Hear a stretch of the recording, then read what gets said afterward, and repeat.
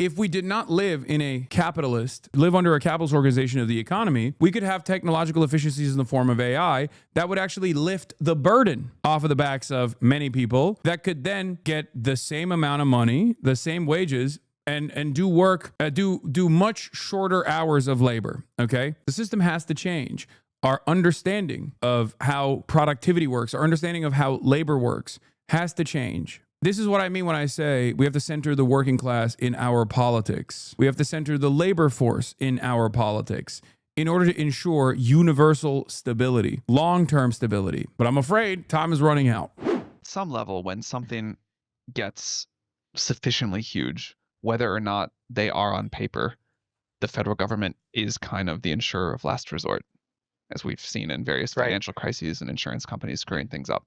So I guess, given the magnitude of what I expect AI economic impact to look like, sort of, I do think the government ends up as like the insurer of last resort, but I think I mean that in a different way than you mean that, and I don't expect them to actually be like writing the policies in the way that maybe they do for nuclear. And there's a big difference between the government being the insurer of last resort and the insurer of first resort. Why is he saying that in public? Well, two reasons. One, what the fuck are you going to do about it? Absolutely nothing. And two, this is actually an assurance to the investors. He's saying that because he realizes that right now there is a little bit of panic around the AI bubble, that it might actually be a bubble. I obviously think it is. And they're over-promising something that at least more educated people keep telling me is impossible, AGI, right? The notion that they are going to have this explosive advancements in AI technology that magically arrives us at artificial general intelligence, like what you understand as like iRobot, right? Like the actual real AI, not LLMs, not just chatbots, but like real working artificial general intelligence. And the thing is, well, that has been the promise thus far. That requires a tremendous amount of investment and a tremendous amount of failure along the way. We're not even talking about the goals of AGI, obviously. The goals of AGI is to displace the labor in its entirety. Having said that, what they're trying to accomplish is just like beat China to AGI, or at least a more competent version of AI that can successfully displace the existing labor force and create new super profit structures, which rid the need for labor in its entirety. And God knows what that would do to the already exploding wealth disparity that exists in this country and in the Western world in general. Having said that, because there are fears that they might not be able to continue white knuckling through this process, that he has to sit there and say, no, don't worry, the government will bail us out. The problem, however, is if the bubble bursts after becoming enormous, and it has already, outside of the AI stock market gains, the GDP growth in this country last year was 0.1%. Okay. 5 major companies that are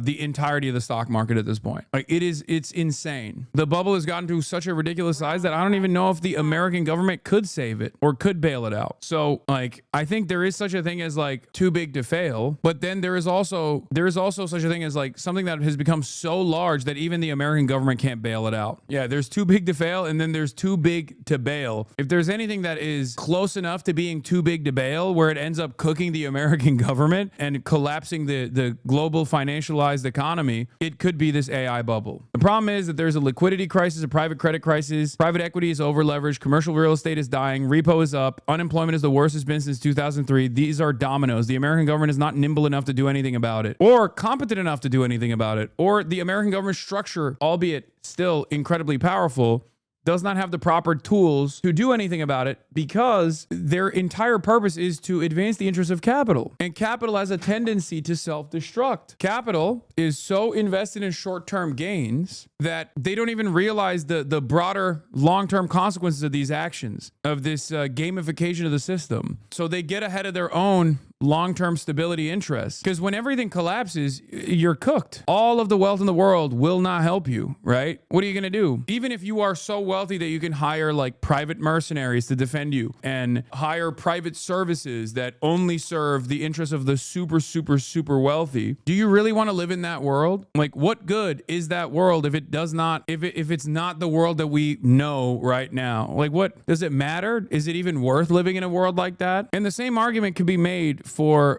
climate change as well, where it's like a lot of these wealthy billionaires think, we can overcome, especially in the short term, the most damaging aspects of anthropogenic climate change. But it's like, but do you want to live in a world where there is extreme weather conditions all the time? Like, are you that short-sighted that you can't see that this is not a habitable world to live in, especially for your next generation as well? It's crazy. Yeah, OpenAI is the gargantuan AI bubble. It lost $12 billion last quarter, but keeps announcing huge new deals to invest in companies with money it doesn't have. So OpenAI wants a U.S. federal backstop for the government to back its investments. Too big to fail 2.0. OpenAI's CFO didn't just say the company wants a federal backstop for chip investment. She said, and I think we're seeing that, the U.S. government has been incredibly forward-leaning. Then she immediately took to LinkedIn to claim that's not what she meant. This is where we're looking for an ecosystem of banks, private equity, maybe even governmental, the ways governments can come to bear. Meaning like a federal subsidy or something? Meaning like just, first of all, the backstop, the guarantee that allows the financing to happen. That can really drop the cost of the financing, but also increase the loan to value, so the amount of debt that you can take. Time to short OpenAI. Brother, when we say too big to bail or too big to fail, shorting companies like this don't matter because there is no system after that. Do you see what I mean? Too big to bail in the 2008 financial crisis actually yielded tremendous benefits for people who were ahead of the game and shorted, right? But there was a next day. My point is, I don't think there is a next day because of the gargantuan size that the AI bubble is, / the way that, and also the way that like our capitalist forces have completely dominated the government, that if the dominoes fall, I think the structure will not remain at all. So there is no payout for you. There is no payout for you at the end of the day when you actually successfully short like and time the perfect opportunity to short the AI bubble, right? Because if that fails, then everything is gone. It's still not as big as .com, and there was the next day in 2000. You're wrong. Maybe I don't understand it. OpenAI is not a public company / in the stock. It would be Nvidia. It's value at 1 trillion. I disagree. It will be super bad, but not the end of the USA. I don't know. Maybe I'm being too alarmist. On top of an equity portion for some federal backstop for chip investment. Exactly. And I think we're seeing that. I think the U.S. The reason why I don't think you can compare this to the .com bubble is because there was still, like, it was a different time, right? There were still companies that were building Not every aspect of the American industry or not every aspect of the American market was bankified as it is currently. Like there wasn't an entire collapse in confidence that destroyed everything. Whereas right now, I think the opportunity is ripe for a complete collapse because everything is built around the confidence that the American government has to keep things going. And they're saying it. I mean, that's what Sam Altman is saying here. They're saying like, don't worry. The American government has us. It has our backs because if we fail, then everything falls apart. This is the dangerous gamble that the American government has made, which basically says like, no, this is the next initiative in tech. And it's not going to be born about from the public sector and the public research, which has a lot more room to fail. And you can dump a lot of money into it and make it fail on the sidelines until you actually reach world-changing success like DARPA with the internet, right? This is in front of you, in front of your eyes, as material conditions are worsening and where all systems go. We're just like entirely reliant on this pie in the sky technological achievement that will arrive us at this completely new world. We're not even thinking about like the ethical considerations. We're not thinking about the considerations of like what the next day will look like. I'm not even getting into that. I'm not even getting into that side of things because like who knows how that will work. Who knows how that will look like? Who knows what that will look like? Sorry. Why this analyst says the AI bubble is 17 times bigger than the .com bust. At this point, even the concept of an AI bubble seems to be in a bubble. In fact, Deutsche Bank analyst said last month that the AI bubble has already been burst. Perhaps some corners of the internet are bored of the bubble talk. That's not making the market any less bubbly. Just this week, the Financial Times wrote that 10 AI startups, not a dollar in profit among them, have gained nearly 1 trillion in market value over the past 12 months. That is, to use a technical term, bananas. Even as Wall Street analysts and tech media increasingly question the hype, drawing uneasy comparisons in the late 1990s, the AI industry's response has been to shrug and watch their valuations tick higher and higher. The AI faithful believe the technology will disrupt in a good way, hopefully.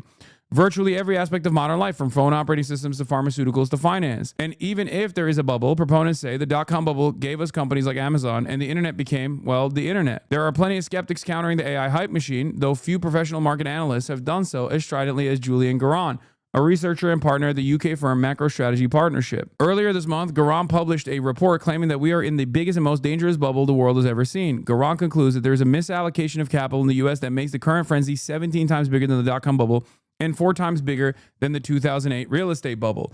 That is, needless to say, a bold claim about a phenomenon that is famously hard to predict. I sat down virtually with Garan earlier this week to talk bubbles and why he thinks the AI fervor is, to quote his report, not just a bit bad, but rather the antithesis of socioeconomic progress. At the heart of the note is a golden rule I've developed, which is that if you use large language model AI to create an application or a service, it can never be commercial. One of the reasons is the way they were built. The original large language model AI was built using vectors to try and understand the statistical likelihood that words follow each other in the sentence. And while they're very clever, it's a very good bit of engineering required to do it, they're also very limited. The second thing is the way that the LLMs were applied to coding. What they've learned from the coding that's out there, both in and outside the public domain, means that they're effectively showing you learned pieces of code that's, again, going to be limited if you want to start developing new applications. The third set of problems in terms of how it's built is around the idea of scaling. There's a real problem at a certain point in terms of how much you have to spend to improve them. I'd say it's definite that developers have hit a scaling wall. Otherwise, they'd be releasing demonstrably better and better models each time they came to market with a new product. And since ChatGPT 4 came out in March 2023, they haven't really actually raised the bar significantly. What about the argument that ChatGPT, while not perfect, is capable of doing some low-level grunt work that could increase productivity? There are certain bullshit jobs out there, some parts of management, consultancy jobs, where people don't check if you're getting it right or don't know if you've got it right. So you can argue that you can replace bullshit with bullshit. And yes, okay, I'm prepared to accept that you probably can, but that doesn't really make it more broadly useful. See, the reason why this conversation is very different than my analysis on top of this person who is like highlighting like some of the most damaging aspects of the entire system designed around AI success is because of what people consider to be efficiency. If you're a regular dude, when you think efficiency, you don't think in market terms. Regular people, when they think efficiency, they mean, am I getting the best possible service on the consumer side, right? Am I getting the best possible service? And an example I will use is luggage tossers, right? That is very different than the way capitalist corporations analyze efficiency. For them, efficiency means maximum output for minimum input, okay? That means cutting jobs. That's what efficiency is for the capitalist. For the regular person, efficiency is, am I getting my luggage in a reasonable and timely manner? Okay. In order to reach efficiency from the consumer standpoint, you actually need to hire more people than you actually need to have. If we had 10 luggage tossers as opposed to the 5, things would move a lot faster. You know, people would have more free time. People would just like be able to f off in the workplace. And that on the receiving end, from the consumer standpoint, that would be efficient because you still get your luggage in a more timely manner. But efficiency for the capitalist, for efficiency for the corporation, means you have to cut those jobs and try to figure out how much you can get away with cutting those jobs. Sure, people will wait an hour sometimes to get their luggage, but it's okay because we have a monopoly in certain markets, right? So what are they going to do? They have to fly JetBlue. There's no other airline out there. There's no market competition. So we actually won't get punished as heavily as we would. So we can actually cut certain aspects of the service and make more money that way, or drive up profits that way. So the way we think of efficiency as regular people, as consumers, is very different than the way that the capital owners think of efficiency. And this is the same problem with bullshit jobs. The other side of this issue, the other side of this problem that is never talked about amongst capital owners and capitalists in general, like the theorists in general, is what that does to the average laborer. There is no consideration for the regular wage laborer in this conversation whatsoever. There's no consideration for their life. There's no consideration for their workplace conditions. There's no consideration for their families. There's no consideration for what that does to the broader economy. Bullshit jobs are fine. It's good to have bullshit jobs. It's good to have bullshit jobs. It's okay. People need to have jobs. And if we did not live in a capitalist organization, live under a capitalist organization of the economy, we could have technological efficiencies in the form of AI that would actually lift the burden off of the backs of many people that could then get the same amount of money, the same wages, and do work, do much shorter hours of labor. Okay. If someone just basically sat in front of an autonomous machine and they did not displace the existing labor force in the interests of, again, efficiency from the capitalist perspective, then the economy will be much healthier overall. The capitalist solution to this is UBI. The capitalist solution to this is, oh, just let the robots do all the work. And then eventually, in order to avoid mass discontent and riots, we just give you some crumbs. But it is obvious that capital owners don't even want to give you those crumbs, or they want to give you the minimal amount of crumbs that they can give you without you taking out the pitchforks and burning everything to the ground. That is not a stable system at all. The system has to change. Our understanding of how productivity works, our understanding of how labor works has to change. This is what I mean when I say we have to center the working class in our politics. We have to center the labor force in our politics in order to ensure universal stability, long-term stability. But I'm afraid time is running out. Okay? The AI ecosystem can't really sustain itself. You have NVIDIA making a ton of money. Anybody else, the data centers, the LLM developers, the software developers who use LLMs, they're heavily loss-making. Consequently, to maintain the process, you need to have continued funding, which is why it looks like a permanent funding tour. But despite all of this, there's no obvious way that they can actually turn this around to a profit. It's hope over realistic expectation. When you run out of investors, then the whole thing is going to roll over. Are investors actually pulling back? The amount of venture capital willingness to fund some of these startups, especially the software developers, is beginning to diminish because they're valued so highly. That leaves you with basically SoftBank, which has had to raise a lot of debt against the shares to fund the first tranche of the OpenAI commitment that it made, and it's still got a bigger second tranche to fund. You've got foreign states like, say, Saudi Arabia, but there aren't many countries who have unlimited spending power. And that leaves NVIDIA as sort of a last man standing. Nightcap, are we in the process of deflating, or is the bubble still growing? Well, with AI, I can't say it's starting to deflate. We're just a week past all-time highs. So it'd be kind of arrogant to say that that was definitely the top, but it's certainly drawing closer. I have to ask, because I ask myself this all the time. What if you're wrong? What if the hype is real? Well, there are two ways I'd be wrong. One is, it just takes longer to break than I thought, which, to be honest, it already has. And what happens if I'm wrong in that way is simply that they continue building things that aren't fundamentally useful to the economic society. I don't think this is useful fundamentally to the economic society. It is useful to raise the stakes and to gamble harder, because that's just what the stock market is now. It is turned into this major gambling ring where the highest rungs of capitalist society control all the stakes, and they have a vested interest in continuing this game, because if they don't, then everything collapses and they can't continue bringing in profits year over year. If it carries on for another year or another 2 years because they manage to persuade someone to provide funding, the more people are doing stuff that's not going to make a return. The future is not going to be as bright. Future gross domestic product will be lower than it would be if they didn't do this stuff, and they just went about doing some mundane things that people actually valued. And if I'm completely wrong, and someone could come up with super intelligence, well, that completely changes the world, and we'd be depending on whoever controlled the systems. We could be in a utopia of sorts, or we could be in a brave new world, or we could be in a utopia like Player Piano, the Kurt Vonnegut book, where everyone's employed, apart from some people living in their ivory towers. To be honest, I think that's beyond our current capability as an industrial society to pull it off. If that starts changing, then I'll change my mind very quickly. I just haven't seen it. I like that as the contradictions do worsen, as the contradictions heighten, you even see some guys like this person is a capitalist through and through, to the bone. But real analysts that look to the existing systems, even with their horse blinders, their pro-capitalist horse blinders that cannot see a world outside of this organization of the economy, still can't help but recognize that this is not really useful. That's pretty alarming when you have econ bros going, this stuff is it useful really?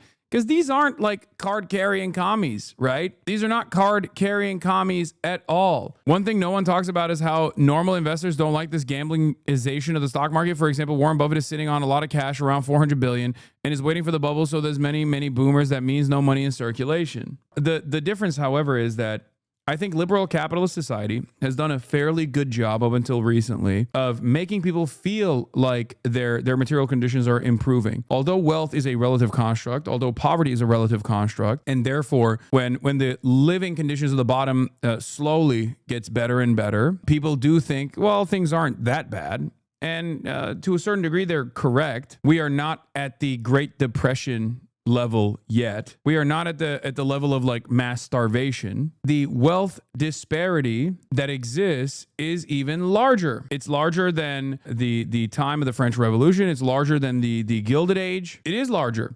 But the reason why there is not the same level of discontent, that existed back then that caused people to take up arms and engage in violent revolution, right? Whether it be a bourgeois revolution or not, it doesn't matter. It was still a violent revolution, or even a more modest reformist version of that, like we saw with the New Deal. But even though then there was a lot of labor militancy and a lot of discontent, and a lot of violence that took place in the buildup to that reformist way of getting out of that crisis. Let's see what Lena Khan had to say about this AI stuff. We're also now hearing increasingly a lot of these executives admit that there's probably a bubble here, that they're, over investing. And just this last week, we heard suggestions from one of the companies that, maybe the government's going to need to bail us out one day. And so, I think all of the concerns around privatizing benefits and profits, but socializing risk and pain is something that they very much seem headed towards. And we're going to need a really assertive government to really stand up to that. And I worry that's the last thing we have in place right now. Yeah, I just don't know. I don't know where we go from here, because the environment is different. The environment is different. We live in a post-World War II. Like, if we're not going to talk about like the political economy, even if we're just going to think about like the socio-political constructs that exist, like moving in the direction of fascism, which obviously these things are intertwined. It's impossible to think about one without the other. But even when we think about like the growing momentum of fascism, it's actually happening through almost a reformist. It's happening through a reformist version of fascism that we had not experienced prior. Because when fascism was initially invented, it was a revolutionary movement. It was billed as a revolutionary movement that came about through the parliamentary structure, but with a lot of violence at the time. But there was it was seen as a robust response to the growing, both revolutionary and reformist socialist movements that were in existence. And liberals, obviously in Europe, sided with the fascists, right? Now we have two liberal parties, with one center-right liberal party, which is the Democratic Party, and one far-right liberal party that is becoming an illiberal party. It's becoming a post-liberal party. It is reconstructing itself to become a fascist party. And I don't know what that looks like without robust response. I don't know how that works when there is no post-liberalism on the left side, when there is no organizational power on the left side. Because people, when there is no organizational factor on the left side, whether it be Marxism, socialism, communism, anarchism, whatever you want to call it, when there is no organizational structure on that side, people don't have any alternatives. People don't think about the alternatives. Post-liberalism is liberal nonsense.